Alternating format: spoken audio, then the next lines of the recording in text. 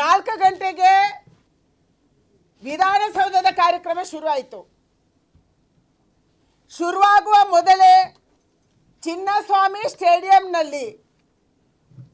ಸ್ಟೇಡಿಯಂನ ಹೊರಗಡೆ ಲಕ್ಷಾಂತರ ಜನ ಸೇರಿದ್ದಾರೆ ಅನ್ನುವಂಥ ವರದಿ ನಿಮ್ಗೆ ಇರಲಿಲ್ವಾ? ನಿಮ್ಮ ಇಂಟೆಲಿಜೆನ್ಸ್ ಏನು ಮಾಡ್ತಾ ಇತ್ತು? ಪೊಲೀಸರು ಏನು ಮಾಡ್ತಾ ಇದ್ರು?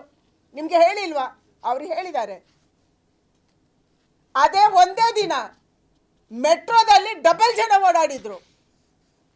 4.25 ಲಕ್ಷ ಜನ ಮೆಟ್ರೋದಲ್ಲಿ ಯಾವಾಗಲೂ ಓಡಾಡ್ತಾರೆ ಅನ್ನುವಂಥ ಒಂದು ವರದಿ ಇದೆ.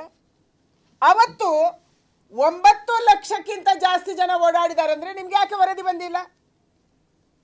ಇಷ್ಟು ಜನ ಎಲ್ಲೋಗಿದ್ದಾರೆ ಅಂತ ನೀವು ಯಾಕೆ ತಿಳ್ಕೊಳ್ಳಿಲ್ಲ?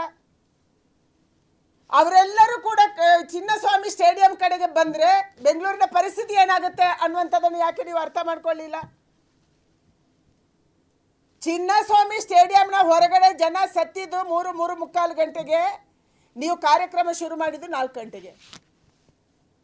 ಮುಖ್ಯಮಂತ್ರಿ ಮತ್ತು ಉಪಮುಖ್ಯಮಂತ್ರಿ ಬೆಂಗಳೂರಿನ ಉಸ್ತುವಾರಿ ಸಚಿವರಿಗೆ ಅಲ್ಲಿ ಸತ್ತಿದ್ದಾರೆ ಅಂತ ಗೊತ್ತಾದ ಮೇಲೆ ಕೂಡ ನೀವು ಸೆಲೆಬ್ರೇಷನ್ ಮಾಡಿದಿರಿ. ಅಂದರೆ RCBಯ ಸೆಲೆಬ್ರೇಷನ್ ಅನ್ನ ಹೆಣದ ಮೇಲೆ ನಿಂತ್ಕೊಂಡು ಮಾಡಿದಿರಿ ಸಿದ್ದರಾಮಯ್ಯನವರೇ. ನೀವು ಅವರ ಎದೆ ಮೇಲೆ ನಿಂತ್ಕೊಂಡು ಮಾಡಿದಿರಿ. ನೀವು ಫೋಟೋ ತಗೊಳ್ಳಕ್ಕೆ ಕಾಂಪಿಟೀಷನ್, ಮಕ್ಕಳ ಫೋಟೋ ತಗೊಳ್ಳಕ್ಕೆ, ಮೊಮ್ಮಕ್ಕಳ ಫೋಟೋ ತಗೊಳ್ಳಕ್ಕೆ ಕಾಂಪಿಟೀಷನು, ಯಾರನ್ನ ಯಾರೋ ತಳ್ತಾರೆ, ಯಾರನ್ನ ಯಾರೋ ಎಳಿತಾರೆ. ಏನಿದು? ನಿಮಗೆ ಜನ ಸತ್ತಿದ್ರು ಅಂತ ಗೊತ್ತಿದ ಮೇಲೆ ಕೂಡ ಈ ರೀತಿ ಬಿಹೇವ್ ಮಾಡಿದ್ರಿ. ಅವರು ಸತ್ತಿದ್ದಾರೆ ಅಂತ ಗೊತ್ತಾದ ಮೇಲೆ ಕೂಡ ನೀವು ರೆಸ್ಟೋರೆಂಟ್ಗೆ ಹೋಗಿ ಮಸಾಲೆ ದೋಸೆ ತಿಂದ್ರಿ. ಅವರು ಸತ್ತಿದ್ದಾರೆ ಅಂತ ಗೊತ್ತಾದ ಮೇಲೆ ಕೂಡ ನೀವು ಚಿನ್ನಸ್ವಾಮಿ ಸ್ಟೇಡಿಯಂಗೆ ಹೋಗಿ ಕಪ್ಪಿಗೆ ಮುತ್ತು ಕೊಟ್ರಿ. ಹೆಣದ ಮೇಲೆ ಇದೆಲ್ಲವೂ ನಡೆದಿದೆ.